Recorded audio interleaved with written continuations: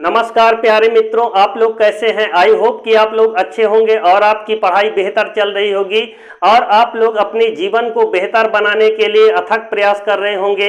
और आपके इस प्रयास में थोड़ा सहयोग स्थापित करने के लिए मध्यकालीन इतिहास से संबंधित उस महत्वपूर्ण टॉपिक्स को लेकर आया हूं जो आपके एग्जाम की दृष्टि से बेहद महत्वपूर्ण हो। और आज हम क्या देखेंगे, सिंध पर आक्रमण। जी हाँ, सिंध पर आक्रमण करने वाले मुस्लिम आक्रमणकारी कौन कौन से हैं और वो कब कब आक्रमण किए हैं, एक एक पॉइंट टू पॉइंट देखने का प्रयास करेंगे। और ये देखेंगे कि सबसे पहले आक्रमण कौन किया, फिर उसके बाद कौन किया, फिर उसके बाद कौन किया। 3 मुस्लिम आक्रमणकारी हैं जो बारी बारी से आक्रमण करने का कार्य किया है, लूटने का कार्य किया है। आज उनके बारे में पॉइंट टू पॉइंट समझने का प्रयास करेंगे। जैसा कि आपको दिख रहा होगा, सब पहले पॉइंट पर दिख रहा होगा मोहम्मद बिन कासिम। जी हाँ, मोहम्मद बिन कासिम ने 712 ईस्वी में कहां पर आक्रमण किया था, तो याद रखना सिंध प्रांत में किया था। जी हाँ, कहां पर किया था, सिंध प्रांत में आक्रमण किया था। और यहां पर यह प्रश्न नहीं है कि यहां पर जो आक्रमण किया तो आखिर क्यों किया आक्रमण, इसका कोई कारण होगा, इसका कोई फैक्ट होगा जो आक्रमण कर दिया उसने सिंध पर। तो आपकी जानकारी के लिए मैं बता देना चाहता हूं, क्योंकि देखिए ये हिस्ट्री है। जब तक आप खोज के इसके बारे में एक एक पॉइंट को नहीं समझेंगे तब तक हिस्ट्री को पढ़ने का मतलब कुछ भी नहीं है। यहां से डांक कर वहां उछल कूद करना, अब ऐसे तो मैंने आज तक ऐसा नहीं बताया। जो भी बताया हूं पूरा एक फैक्ट के माध्यम से बताया है, ताकि बच्चा उसको एक कॉन्सेप्ट से समझे और उसके बाद वो जीवन में कभी भूल ना पाए हिस्ट्री को। तो आज मैं आप लोग ये जानेंगे कि आखिर सिंध पर इराक के वासियों ने आक्रमण क्यों किया। तो आपकी जानकारी के लिए बता देना चाहता हूं, इस पॉइंट को आप देखिएगा, आखिर क्यों इस पे आक्रमण किया है। तो उसको आप देखिएगा कि इराक, जी हाँ, इराक का नाम आप लोग सुनते होंगे। इराक एक देश है और इराक में एक हज्जाज, जी हाँ, एक हज्जाज नाम का गवर्नर था। और ये गवर्नर कहाँ का था, तो मेरे प्यारे मित्रों याद रखना, ये इराक का गवर्नर था। एक जहाज जो है जाती है और कहां पर जा रही थी, याद रखना सिंध से होकर कहां जा रही थी, वो इराक को जा रही थी। और ये जो जहाज थी ये इराक की जहाज थी। और सिंध के पास एक बंदरगाह है जिसका नाम है देवल। जी हाँ, सिंध बंदरगाह के पास एक स्थान है जिसका नाम है देवल। इस देवल के पास इराक की जो जहाज थी उसको डाकू लुटेरों ने लूट लिया था। जी हाँ, इराक की जहाज को कहां पर, सिंध बंदरगाह के पास देवल नामक स्थान पर उस जहाज को लूट लिया था। तब क्या हुआ, वहां का जो गवर्नर था जिसका नाम हज्जाज था, जी हाँ, इराक का जो गवर्नर था जिसका नाम हज्जाज था, हज्जाज ने क्या किया, यह सिंध के जो राजा था, सिंध का राजा कौन था, तो आप सबको पता होगी, सिंध का राजा दाहिर था। जी हाँ, कौन था, यहाँ का जो राजा था उसका नाम क्या था, दाहिर। हज्जाज ने दाहिर के पास संदेश ये भिजवाया कि वह मेरे देश की जो लुटेरों ने जहाज को लूटा है उसको पकड़ करके दंडित करे। लेकिन याद रखना मेरे प्यारे मित्रों, सिंध का जो शासक दाहिर था वह हज्जाज की किसी बात पे ध्यान नहीं दिया। और क्या किया हज्जाज ने उस पर आक्रमण करने की योजना बना लिया कि ये मेरी अब कोई बात नहीं मानता। और ये अपने आप को तानाशाह समझता था। जी हाँ, क्या समझता था, अपने आप को तानाशाह समझता था। उसने अपने यहां से 2 व्यक्तियों को भेजता है। जी हाँ, इन 2 व्यक्तियों का नाम आप जानिएगा, उबैदुल्ला। जी हाँ, उबैदुल्ला को भेजा था। क्या नाम था, उबैदुल्ला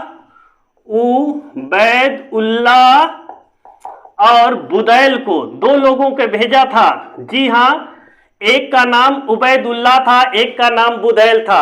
हज्जाज ने इन 2 लोगों को भेजा था, किसके पास भेजा था, सिंध का जो शासक था जिसका नाम क्या था, दाहिर। दाहिर को पर आक्रमण करने के लिए उबैदुल्ला और बुदैल को भेजा था, लेकिन ये दोनों पराजित होते हैं और इनकी दोनों की क्या हो जाती है, मृत्यु हो जाती है।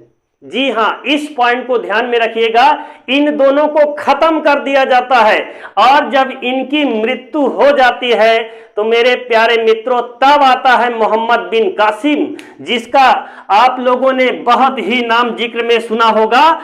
इनकी मृत्यु के बाद हज्जाज ने अपने दामाद को भेजा था। जी हाँ, हज्जाज, जी हाँ, इस हज्जाज गवर्नर था और ये कहाँ का गवर्नर था, जैसा कि मैंने बता दिया इराक का गवर्नर था। ये इराक का गवर्नर था। इसने सिंध के राजा दाहिर पर आक्रमण करने के लिए अपने दामाद को भेजा था। जी हाँ, अपने दामाद को भेजा था और इसका दामाद कौन था, तो मोहम्मद बिन कासिम। मोहम्मद बिन कासिम, याद रखना, मोहम्मद बिन कासिम हज्जाज का दामाद भी था और भतीजा भी था। और मोहम्मद बिन कासिम 712 ईस्वी में सिंध प्रांत पर आक्रमण किया था। जी हाँ, मोहम्मद बिन कासिम, जी हाँ, मोहम्मद बिन कासिम, मोहम्मद बिन कासिम ने 712 ईस्वी में सिंध प्रांत पर आक्रमण किया। कहां पर आक्रमण किया, सिंध प्रांत पर आक्रमण किया और आक्रमण करने के बाद राजा दाहिर को पराजित कर दिया। किसको पराजित कर दिया, दाहिर को। जी हां, दाहिर को पराजित कर दिया और पराजित करने के बाद क्या किया, याद रखना, राजा दाहिर मारा गया। जी हां, इसको राजा दाहिर को मार देता है और क्या करता है, इसकी पत्नी लाडो तथा दो पुत्रियां, लाडो और दो पुत्रियां, एक का नाम सूरदेवी और एक का नाम था परमल देवी। सूरदेवी और परमल देवी, याद रखना, ये दो पुत्रियां थी, सूरदेवी और परमल देवी। और उसकी जो पत्नी थी, एक पत्नी तो आत्महत्या कर लिया, आग में अपने आप को स्वाहा कर लिया, और जो एक दूसरी पत्नी थी जिसका नाम लाडो था और उसकी दो पुत्रियां थी, सूरदेवी और परमल देवी। ये किसकी पुत्रियां थी, ये राजा दाहिर की पुत्रियां थी। इन दोनों को पकड़ ले जाकर कहां ले जाया गया, याद रखना, इसको ले जाया गया वहीं पर इराक ले जाया गया। और बताया जाता है कि जहां पर ले जाता है वहां का एक व्यक्ति क्या करता है, मोहम्मद बिन कासिम की क्या कर देता है, गुप्तचरी कर देता है। अर्थात ये बता देता है कासिम कि कासिम इनका सतीत्व को नष्ट कर दिया है, इनकी आबरू को लूट लिया है। और वहां पर हज्जाज जो था गवर्नर, वो बदल जा चुका था, वो दूसरा आ गया था जो हज्जाज का दुश्मन था। उसने क्या कर दिया, मोहम्मद बिन कासिम को फांसी देकर मार डाला। और आपको बताते चलें कि मोहम्मद बिन कासिम, जी हां, मोहम्मद बिन कासिम 712 ईस्वी में सिंध प्रांत पर आक्रमण किया था और 713 ईस्वी में किस पर आक्रमण किया था, मुल्तान पर आक्रमण किया था। 712 में किस पर आक्रमण किया था, सिंध को जीता था। और याद रखना 713 ईस्वी में मुल्तान को जीता था। इन दोनों प्रांत को जीतने के बाद वो कौन सा कर लगा दिया था, तो याद रखना ये कई बार आ चुका है। इन दोनों को जीतने के बाद भारत के अंदर अर्थात सिंध और मुल्तान में उसने जजिया कर लगा दिया। क्या लगा दिया, जजिया कर लगा दिया। और जजिया कर है क्या, इसके बारे में पूरा डिटेल से थोड़ा जानने की जरूरत है, ताकि यहां से प्रश्न बने तो आप उन प्रश्नों को पूरी तरह कर पाएं। जजिया कर क्या है, तो मैं आपको बता देना चाहता हूं। जजिया कर गैर मुसलमानों से लिया जाने वाला धार्मिक कर था। क्या था, गैर मुसलमानों से लिया जाने वाला कर था। और आपको बता दें कि जजिया कर किन लोगों से नहीं लिया जाता था, इस पॉइंट को ध्यान में रखिएगा। किन लोगों से जजिया कर नहीं लिया जाता था, पहले नंबर पे बच्चों से नहीं लिया जाता था, दूसरे नंबर बूढ़ों से नहीं लिया जाता था, तीसरे नंबर पे महिला से नहीं लिया जाता था, चौथे नंबर पे ब्राह्मण से नहीं लिया जाता था।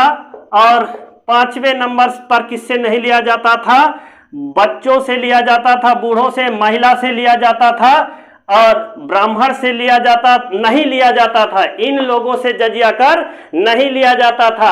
और इसमें एक लोग हैं जिनसे जजिया कर नहीं लिया जाता था, और वो कौन कौन से हैं उसके बारे में बता देता हूं। एक और है, वो पॉइंट मेरे माइंड से मिस हो रहा था लेकिन याद आ गया है। विकलांगों से जजिया कर, जी हां, विकलांगों से जजिया कर नहीं लिया जाता था। इतने लोगों से जजिया कर नहीं लिया बच्चों से नहीं लिया जाता था, बूढ़ों से नहीं लिया जाता था, महिला से नहीं लिया जाता था, ब्राह्मण से नहीं लिया जाता था और विकलांगों से नहीं लिया जाता था जजिया कर। जजिया कर किससे लिया जाता था? युवकों से लिया जाता था, जी हां, और गैर मुसलमानों से लिया जाने वाला धार्मिक कर था, या इसे कहे तो सुरक्षात्मक कर था। जी हां, धार्मिक कर या सुरक्षात्मक कर कहा जाता था जजिया कर। और ये पूछा जाता है भारत के अंदर ब्राह्मणों से जजिया कर किसने लिया है? ये पॉइंट को ध्यान में रखिएगा। ब्राह्मणों से जजिया कर किसने लिया है? जजिया कर ब्राह्मणों से, तो याद रखना ब्राह्मणों पर जजिया कर लगा दिया था FST। इसका मतलब है फिरोज शाह तुगलक। फिरोज शाह तुगलक ने, याद रखना, ब्राह्मणों से जजिया कर लिया है। जी हां, ब्राह्मणों से जजिया कर। और ये पूछता है भारत से जजिया कर को समाप्त किसने कर दिया है? तो आपको बता दें, भारत का रंगीला बादशाह मोहम्मद शाह। जी हां, रंगीला बादशाह मोहम्मद शाह, रंगीला बादशाह मोहम्मद शाह ने भारत से जजिया कर को अंतिम रूप से समाप्त कर दिया। इसका मतलब है कि अब भारत के अंदर किसी प्रकार का जजिया वजिया नहीं चलेगा। जी हां, अब क्या होगा? भारत में किसी भी प्रकार का जजिया वजिया नहीं लिया जाएगा। इसके बाद अगले पॉइंट पर आप चलने का प्रयास करेंगे ताकि ये देखेंगे कि ये कौन कौन से दर्रे से भारत के अंदर आए थे। मोहम्मद गोरी गोमल दर्रा से भारत में आया था, ये स्थल मार्ग से आया था, गजनवी, मुल्तान और मकरान के रास्ते।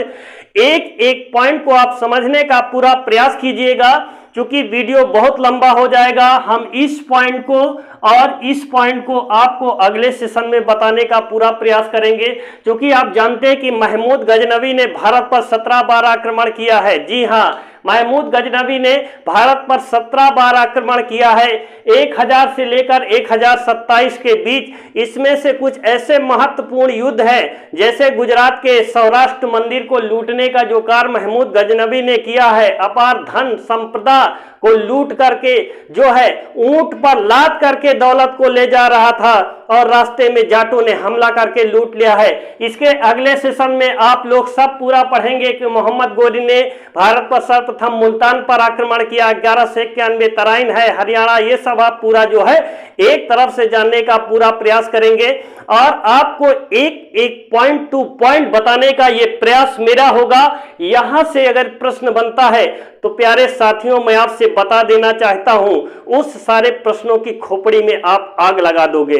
बस एक बार आप लोग पूरे लोग सेशन को देखिएगा।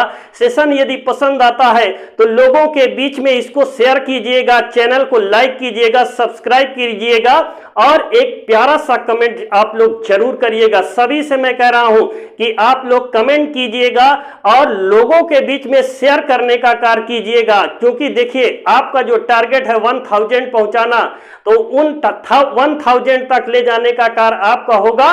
उसके बाद मैं आपको 1 घंटे लाइव क्लास देने का कार्य ये मेरा होगा।